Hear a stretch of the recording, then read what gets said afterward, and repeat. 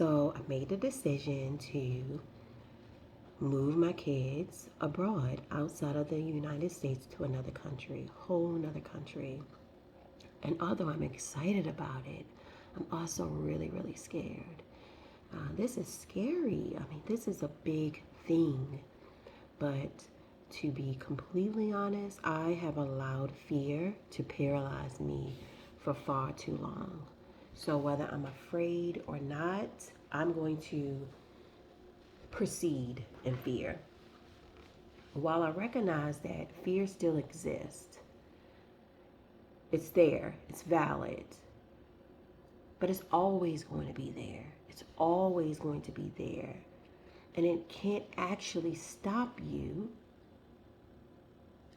until you allow it, or unless you allow it.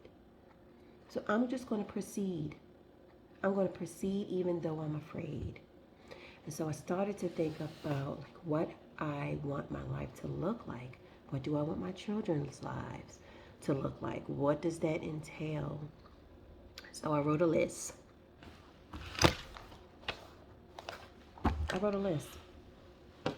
So as a black single mother who's taking her children out of the United States to another country, the first one was a no-brainer, and it's number one, and that's safety. I want my children to feel safe. I want to feel safe. And so I've already gotten a lot of feedback from people that say these other countries aren't safe. The United States isn't safe for me. I'm not safe where I live currently, because where I live currently, people die because of the color of their skin. So I'm wrong regardless. That's scary. That's not being safe. And so I think I'm going to take my chances. I want to go to a country where, because while I believe that there is racism in many different areas, maybe everywhere, I don't know. However, the racism in other areas do not show up in a violent and deadly way the way racism shows up in the United States. It is not safe. It's just not safe. So I'm not going to allow that to stop me, because I'm already living in an unsafe environment. And I have watched, YouTube videos, Facebook groups, I'm soaking in all the information. And these people look like they are thriving. Black people are thriving. And so, yeah, safety is my concern. But if I go to another country and maybe the neighborhood doesn't look as safe, or the country doesn't look as safe, I can go. I can move. I can check another country. And so that's what I'm really doing now also, is just researching different countries to make sure I choose the right one to visit. But even if I get there and it's not the right fit, I will definitely move. But that's my concern. The other one is kid friendly. Not every country is kid friendly. You ever go to a person's house and their house is just like pristine, the decorations is like amazing, and they invite you over, but you got the kids, and you like personally, I don't really like going to people's houses where my kids can't be my kids. Like, I don't want to be policing, like, come here, don't do that, get over that, don't mess with that. Like, that's going to stress me out. So I would either not bring them or just not go. But then you ever go into somebody's house where you can either see the toys, hear the children, or you could just tell it's a kid-friendly house. That's the country I want to live in. I want to live in a kid-friendly country, a country that welcomes children, that recognizes children, and that allows children to be children. That's important to me. good internet. The goal is for me to work online. In what capacity, I'm not sure yet. But I'm not going to let that stop me. I'm not going to let it stop me. When my children come over, because they may or may not come, my teenage boys, they may or may not come over right away. But when they do come over, they'll still be in school. And so I want it to be a smooth transition, as smooth as a transition as it can be. And Wi-Fi, the internet is needed because they need to be able to go to school. And I need to be able to work to bring in income. So that's very, very, very important. This one is important for me. A slower pace. I literally am moving from the time I wake up to the time I go and lay my head. I'm constantly moving. I'm just constantly moving, doing things. And so I don't want to go to like Tokyo because that reminds me of DC, which reminds me of New York. Like, it's too much hustle and bustle. I personally think that if I move out of the United States to go to another country that has the same amount of hustle and bustle, I'm going to be busy all the time. I'm going to adapt to that environment, and that's not what I want. I'm leaving. A big part of the reason why I'm leaving is because I need to slow down. I need my life to slow down. Things be going a mile a minute. The mental load, everything that I have to think about and do, it goes a mile a minute. I am not taking my family and going to a whole nother country to be doing the hustle and bustle. That's not, I can't do that. I don't have it in me. I'm already tired. I don't have it in me. So that's important. I want to be near a beach. First of all, greenery. I feel like I'm a person that is grounded to the earth. And so greenery, air, the sun, the water, the beach, it just makes me feel like I'm home. Not like I just got in a house, but like I'm home. Like this is home for me. I've never felt that way. I have never felt that way other than when I visit these countries. And so that's important to me. That's important. Water, beaches, greenery, that's important. Fresh food.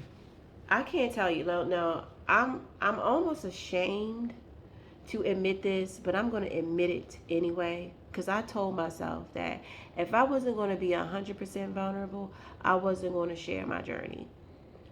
I will literally buy $200-300 worth of groceries, probably more. I probably left about $150 off. I will try my best to do what's right and get all types of fruits and vegetables. I put them in the refrigerator for 2 days, it seems like, and they're already molded or yellow. I'm like, what in the world is going on? First of all, I want to live in a place where they plant their own food, grow their own food, harvest their own food, and cook their own food. It's no way I can go to another country and spend $200-300 and put it in the refrigerator. First of all, they don't have the preservatives. They're not trying to preserve things for 3-4 months. And the nutrition is directly correlated to chronic disease. What we eat is effectively killing us. It is. And Lord knows, let's not even talk about portion control. Oh my God. I'm talking about myself because I had some Chipotle today and I should be ashamed. I should be ashamed. Now, why do I need extra rice when they give you a boatload of rice in the first place? It's just too much. I gotta do something. I gotta do better. I got to do better, and I intend to do better. A community feeling. You know, back in the day when you could go outside and see at least three, four mothers. One may be like sweeping the sidewalk. The other one may be on the porch with the girlfriend talking, or with the other neighbor talking. The other may one be down the street gossiping, whatever. They was out there. They was looking at our kids. They was looking at their kids, making sure ain't nobody getting into any trouble. You don't see that these days. You don't see that. And so I want to take my children to a place that has a community feeling. So I would love to go to another country and see people like me, black people, black mothers, black fathers, children, black elders, right? A whole community. Because I'm a single woman. And so I would love to know that I have a backing of my community, because it takes a village. It takes a village. Except they don't tell you that when you first have a baby. At least ain't nobody tell me that. It takes a village. So I want a community feeling when I move. This one here. Warm weather all year round. I live in Baltimore, Maryland. And I lie to you not. It was 75 degrees one day. 2 days later, it was snowing outside. 2 days later, it was snowing. This climate is just all over the place. I want to go to a place where I don't ever have to worry about a coat. Like, I don't have no snow boots, no cleaning, no snow off my car, just sunny all day, every day. I can take the rain, because sometimes I feel like I need the rain so that I can allow myself to just cry. You know, I feel like crying feels better on a rainy day. That's just me. But I want it to be warm all year round. I don't want no snow. I don't like being cold. When I get cold, I stay cold for a long time. I don't like it. It's uncomfortable. Coldness hurts. It does. But the sun ain't never caused me no pain. Good health care. So I work in the healthcare system, and I will be the first one to tell you, or maybe you already know, healthcare is a complete scam. It is a privilege for the rich, which is why if you have the money to afford good healthcare, you get good healthcare. If you don't have the money to afford good healthcare, you don't get good healthcare. Why does poverty have a direct correlation to chronic disease? Because poor people are sick, and rich people are way healthier because they can afford to be healthy. So the healthcare system is not accessible to everyone. So therefore, it's a privilege for some. And it shouldn't be that way. So if I can't pay for it, I just die. That's it. That's the setup. Why? No. I want to take my children to a country where they support good health care, because they don't want people to die. They want people to be healthy. That's another thing that I kept hearing. I think it's a myth. When you actually start to look into it and do your research, I was surprised. I knew healthcare wasn't good here because it's way too expensive. It's inaccessible. And again, it's a privilege for the rich. I knew healthcare wasn't good here, but I didn't think that I could get good healthcare in another country. And so I would say don't assume, look it up, because the USA is not the right way. It's just not. I really think that like that's what they tell us. Like they make us believe that it's the right way. Like just go with me on this, little rabbit hole I'm about to go on just for a minute. The idea is that you go to school, you get good grades so you can get into college. when you into college, you get a college education, then you get out and you get an amazing job. But what they don't tell you is that you get school loans, you get a ton of debt, you get out of school, and your job that you learned or studied for the last 4 or 5 or how many ever years, you come out making less than your debt. You're already turned upside down.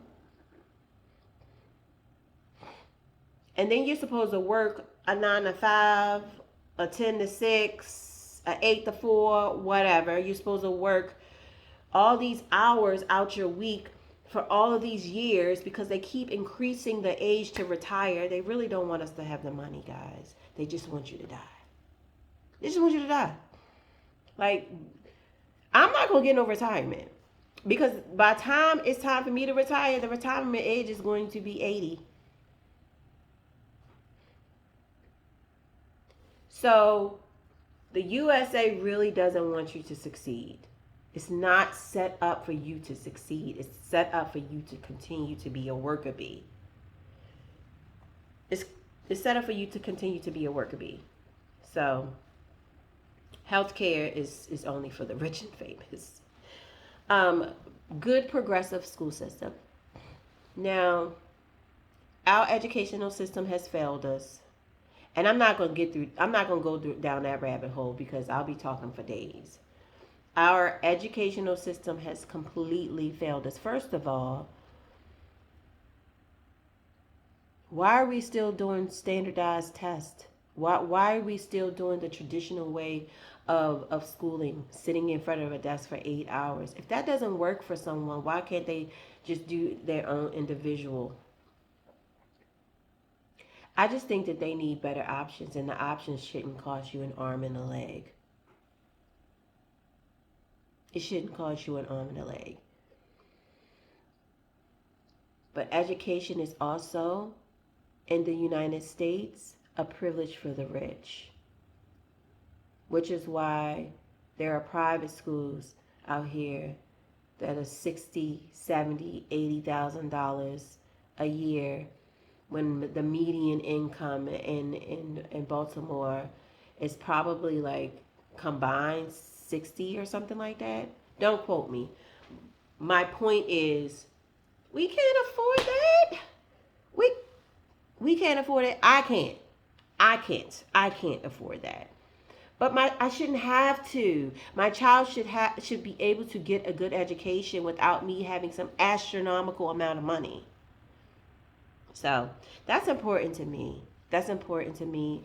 And so I think the next time I come on, I'll talk about what kind of finally pushed me to leave. Like, what was the last straw that said, nope, I'm out of here. I'm doing it. Yeah, and I think hopefully me sharing those things will like make a light bulb go off in somebody's head and be like, I think I can have a better life. I deserve a better life. And honestly, you really got to just keep saying it out loud. The main reason that I decided to actually record my journey is because I need an accountability partner. Like, I need to be able to look back at this and say, this is what you said. This is what you're going to do, because I know that it's hard. I know that there is going to be people to tell me that I'm crazy and that I shouldn't do it. But I ultimately know that this is a good decision for me. It is. Because I don't understand how this could be better. And I will expound on that and what I mean by that on my next video. But yeah, I think I'm going to talk about what was the last straw. What was the straw that broke the camel's back, as my grandmother would say. That's what I want to talk about the next time. So I'm about to get out of here, but until next time, y'all can comment if y'all have any ideas that y'all want me to talk about. What I'm researching, whatever it is, I'll talk about it. All right, till next time.